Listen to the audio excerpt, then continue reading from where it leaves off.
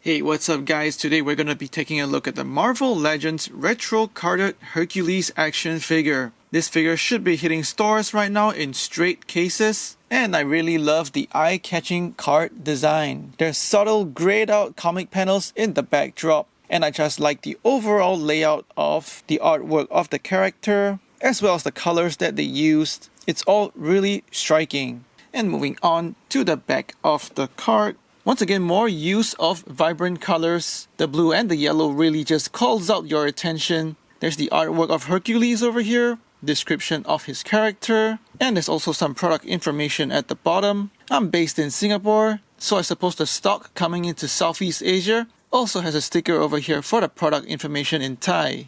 So let's go back to the front to have a closer look at the action figure on the plastic tray. He's got an interchangeable head, a golden mace, as well as two interchangeable fists. And using a hobby knife to slice the plastic bubble off the retro card back.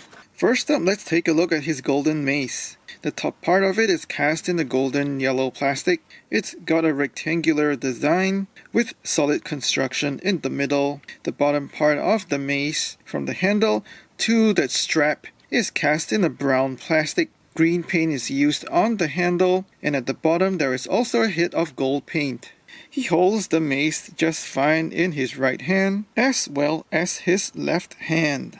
Next up, we have a look at his interchangeable head. It has a determined expression on his face. The hair is cast in the brown plastic and is sculpted with nice texture all over it. The front of his face is cast in a flesh tone plastic, and that's framed by a separate golden yellow plastic piece around his head, and that's his helmet that's probably super glued to his head. On his face, you can see that Hasbro has used a new digital printing technology, so you can see really sharply applied brown paint for his eyebrows. His blue eyes are also applied with really great precision. He's got quite a prominent nose, and looking at his beard, it is also really sharply applied with brown paint. It also appears that Hasbro has used at least 2 shades of brown for his beard. He also has a set of perfectly white teeth, and the paint is also once again really expertly applied with no bleeding out of the mouth. So the overall head sculpt turns out looking really neat, and that is really absolutely great work from Hasbro. Onto the back of his head sculpt, there is also brown paint over here for the bottom of his hair, and that turns out looking a little glossy as compared to the more matte plastic used at the top of his hair. And of course, that alternate head sculpt pops on just fine. And lastly, he comes with 2 interchangeable fists that are cast in a flesh tone plastic. On the outside of the hand, you can see that there are some distinct sculpting for the veins. So that's pretty nice sculpting work. These fists are articulated in as well as out.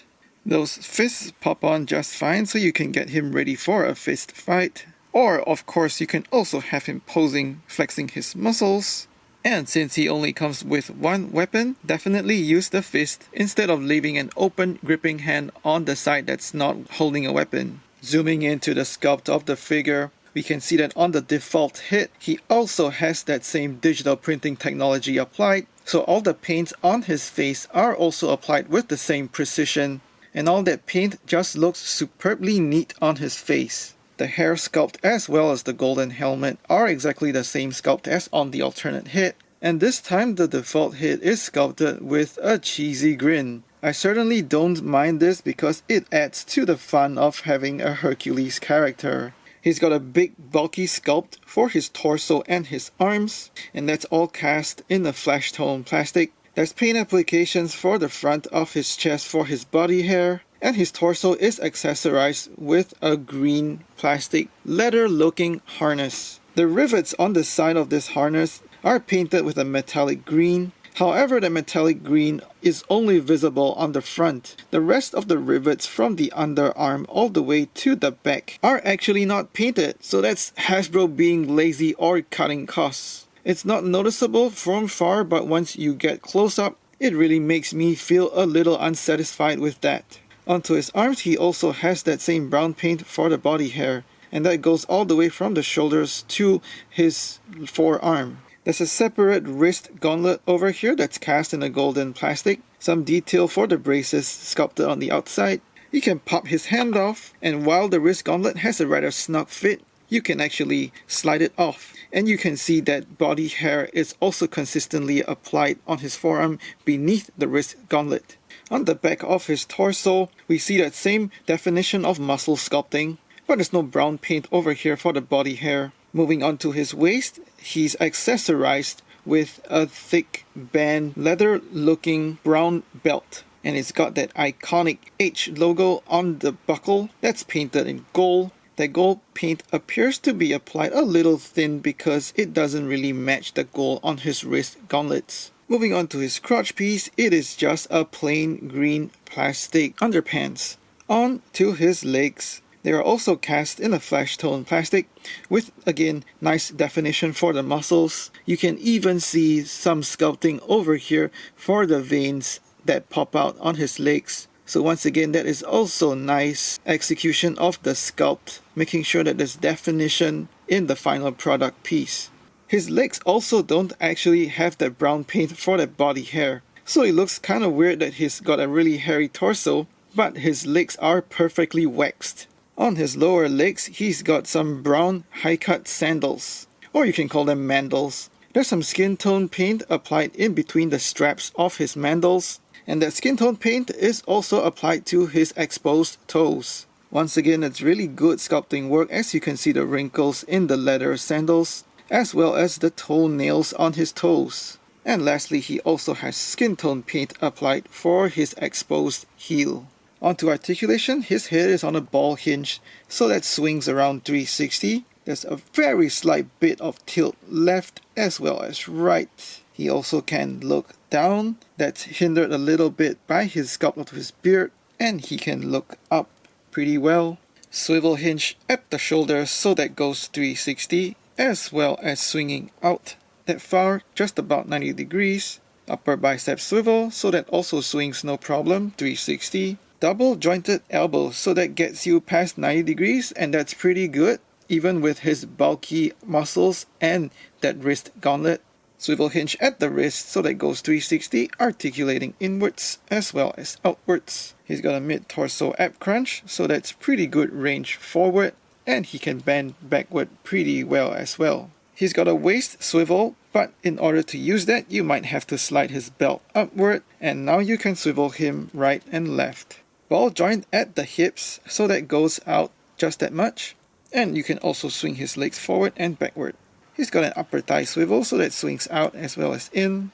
And here we have pinless double jointed knees that get you pretty good range.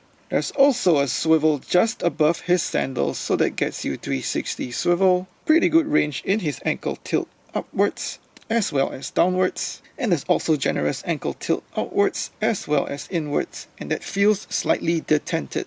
He's really well articulated for a big guy and definitely very fun to pose around. He's also sturdy and stable enough to be posed running on one foot.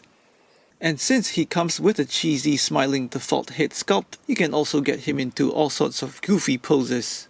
So here's the quick so-called modification that I did. I went to heat up and bend his thumb backwards. He still holds on to his mace just fine. And now we have a homage to Cool Story Bro. Size-wise, he stands at just under 7 inches, or about 17.5 centimeters. For size comparisons, here he is with Thor and Ares, Captain America and Iron Man, Wolverine and Black Widow, some G.I. Joe Classified series, and some Star Wars Black series. It's great to finally get this classic version of Hercules, especially when the previous modern version is pretty hard to find now. The minor things are that Hasbro has deliberately omitted the metallic green paint on the rivets for his leather harness, and the strange lack of paint for body hair on his legs. Besides that, the head sculpts are pretty great with super sharp and clean paint applications. The articulation scheme works great, and the figure feels solid and fun to handle. Please like and share this video, let me know what you think in the comments below, and subscribe to my channel for more toy reviews.